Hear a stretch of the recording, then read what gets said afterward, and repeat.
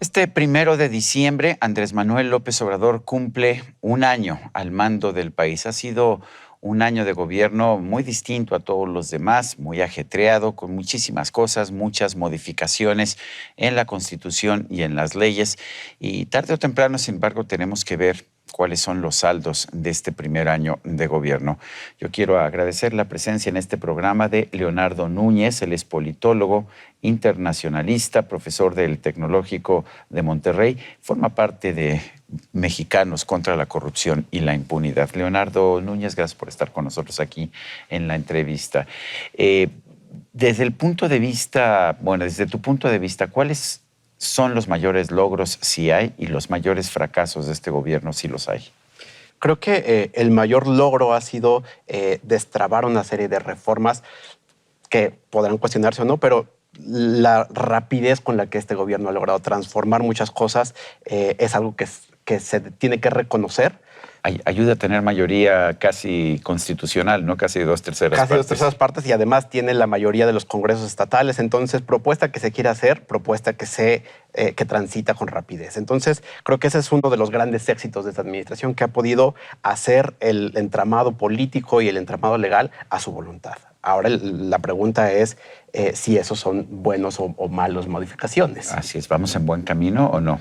¿Va todo requete bien? Creo que aquí hay varias formas de analizarlo. El primero es que estamos sin lugar a dudas ante un proceso de centralización del poder que no habíamos visto en muchas décadas, en los cuales el presidente está recuperando o está tomando para sí una gran cantidad de poderes. Por ejemplo, en el caso del presupuesto, por decir una cosa chiquitita, durante muchos años el Ejecutivo podía modificar lo que el Legislativo aprobaba a través de la Secretaría de Hacienda. Ahora se hizo una reforma con esta ley de austeridad para que el presidente pueda decidir por decreto a dónde se van los recursos. Y entonces ya no hay discusión legislativa, ya no hay discusión técnica en Secretaría de Hacienda, sino simplemente es la voluntad del presidente firmando en una hoja diciendo a dónde se van a ir los recursos que se ahorren. ¿Se hacía esto antes, pero de forma, digamos, oculta?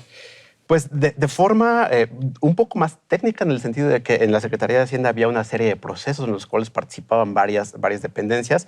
Se hacía de manera antidemocrática, siempre ha sido así, porque los diputados nunca lo aprobaban. Esto siempre ha sido algo que el presidente dispone unilateralmente, pero ahora pues hay un proceso de concentración todavía más grande. Y como ese, pues vamos viendo cómo hay muchos procesos de centralización del poder, de centralización de decisiones en los cuales pues aparentemente no hay contrapesos ni al interior del Ejecutivo ni y en los que están al exterior. Teníamos toda una serie de instituciones autónomas, independientes o técnicas dentro de las propias secretarías. Estoy pensando en la ASEA, la Agencia para la Seguridad de Energía y Ambiente.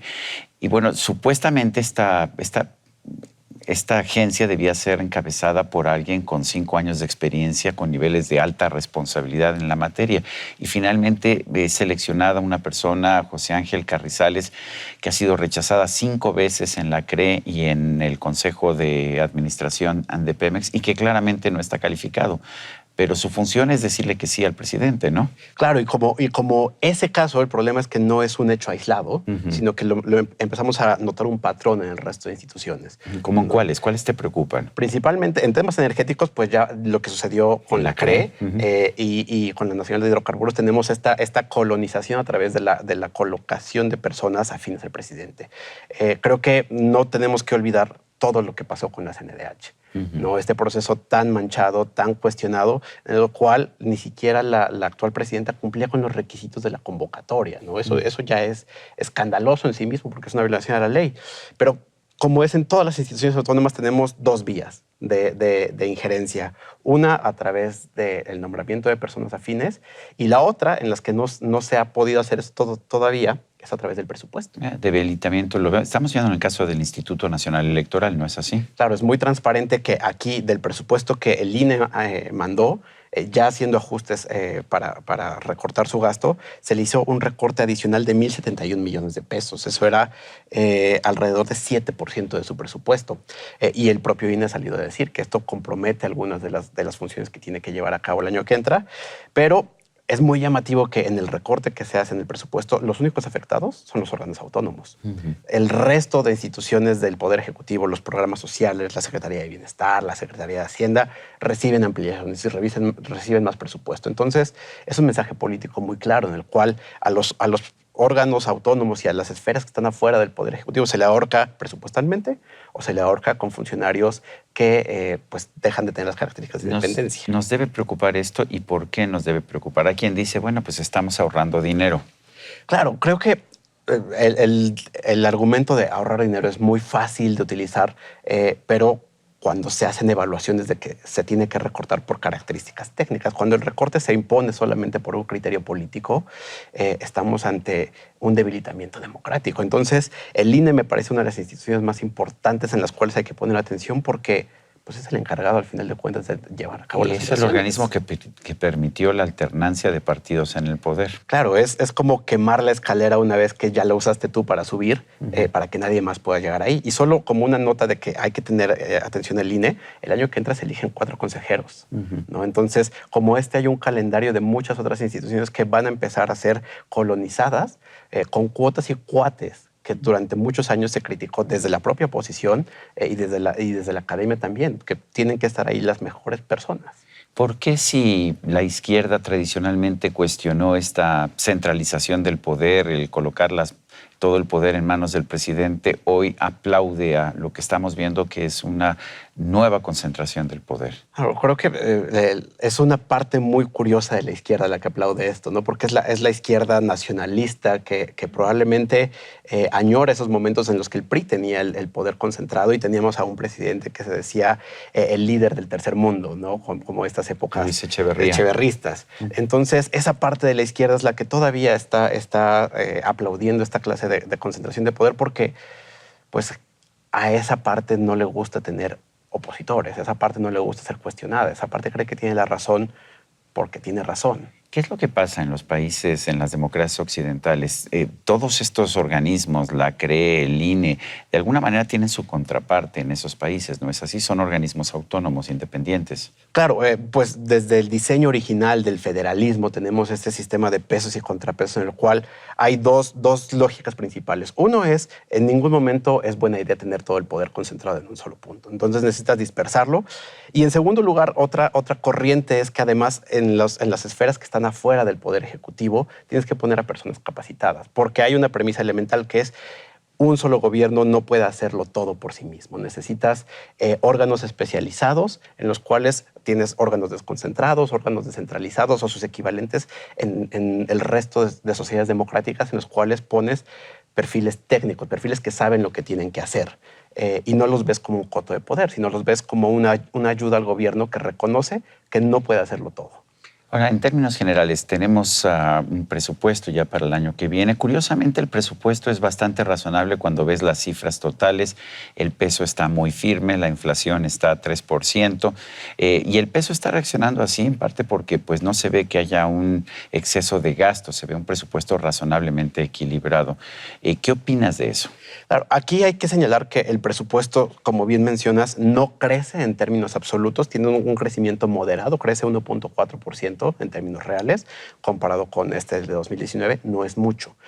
Lo que sí hace este presupuesto es que hace una gran cantidad de movimientos al interior, como no se había visto en muchos años, y la preocupación es si ese gasto va a lograr detonar el crecimiento económico y si va a lograr cerrar las brechas de desigualdad. Porque entonces estamos haciendo menos o cosas diferentes con la misma cantidad de dinero. Ahora, el presidente lo que dice es quizás no estamos creciendo, pero tenemos un país más justo, hay un mejor reparto del ingreso. ¿Es cierto?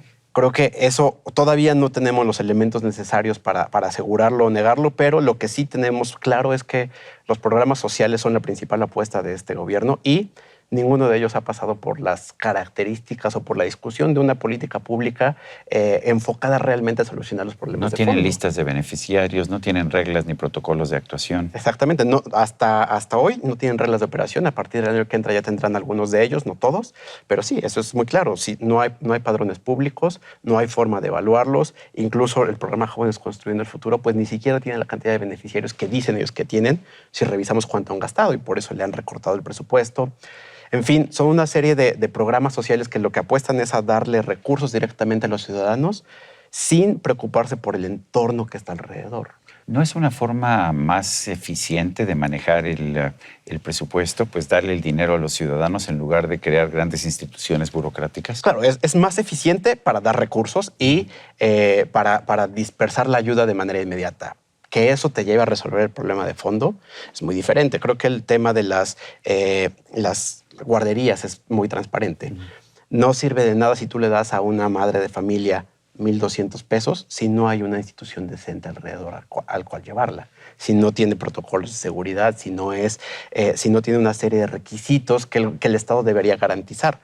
Lo mismo sucede con educación. De nada te sirve darle una beca a un joven si tiene un profesor que no está capacitado, si su escuela se está cayendo, si no tiene la infraestructura alrededor de. Entonces, es muy eficiente dar dinero para la satisfacción inmediata de una demanda política, pero no para resolver un problema de fondo. Uno de los grandes logros del presidente López Obrador, por lo menos así lo presenta, fue esta contrarreforma educativa, la derogación de la mal llamada reforma educativa, de la cual nos dijo no iba a quedar ni una coma.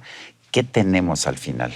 Porque claramente se quedó más de una coma para empezar, pero ¿es una mejor reforma la que tenemos ahora o es peor de lo que teníamos antes? Creo que tenemos, otra vez, estamos apenas por ver las consecuencias de ella, pero si tomamos lo que tenemos presente en la ley, pues vemos que hay un regreso a un poder sin precedentes del magisterio, o bueno, un poder como el que tenía antes, del sindicato. El sindicato vuelve a tener voz y voto en las decisiones de cómo van a subir las plazas y quién las va a tener, y eso era una batalla política que ya se había ganado. Creo que es bueno incluirlos en la discusión y la negociación, pero es malo otorgarles el poder y dejar otra vez a los niños como rehenes de un poder o de un coto político que no se preocupa por la calidad educativa, sino se preocupa por la estabilidad laboral de los maestros, sin preocuparse por la otra parte. En términos globales, si tuvieras que darle una calificación al presidente López Obrador, ¿cuál sería? Creo que sería una calificación aprobatoria. Sí, aprobatoria. Pero quedaría en la tablita, sería un 6, en el sentido de las expectativas que se tenían sobre las cosas que podía hacer y que se han roto, el apoyo a cosas que no van con el discurso de izquierda que él enarbolaba, desde la militarización hasta tener miedo a hablar de derechos y libertades, y hay retrocesos muy claros en otras áreas. Entonces, creo que todavía no estamos en el desastre, no estamos en este lugar en el que algunos quisieran decir que ya somos Venezuela o que estamos en ese lugar, pero claramente hay cosas que son preocupantes y que no son aprobatorias. ¿Preocuparle el que no estemos viendo crecimiento, que la economía esté estancada?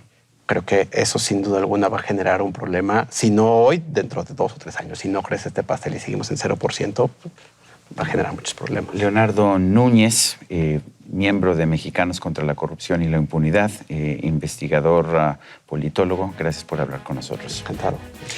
Y a usted, amigo televidente, que hace posible este programa, se lo agradezco también. Esto es todo por hoy, pero no se le olvide. Nos vemos la próxima.